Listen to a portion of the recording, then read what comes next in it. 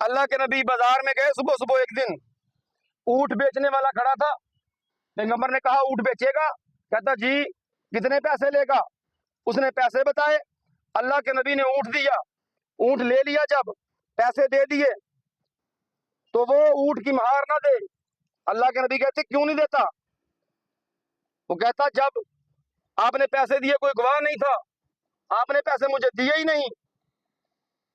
دونوں کا، نبی اور تاجر کا، آپس میں مسئلہ جب بنا تو مسلمان اکٹھے ہوئے. سب اکٹھے ہو کے مسلمان کہتے ہیں اللہ کے نبی پیسے دینے کے لیے کوئی گواہ چاہیے تھا، آپ نے گواہ نہیں دیا. اتنے میں اسی چوک میں، بازار میں مسئلہ جب مشکل بنا ہوا تھا نبی کے سامنے، تو مشکل کشا آ گئے. علی مرتضیٰ آ گئے. علی مرتضیٰ کہتے ہیں اللہ کے نبی کیا ہوا؟ فرمایا علی میں نے اونٹ کے پیسے دیے ہیں، اونٹ والا مجھے اونٹ نہیں دے رہا. تو سب لوگ یہ کہہ رہے ہیں کوئی گواہ لو.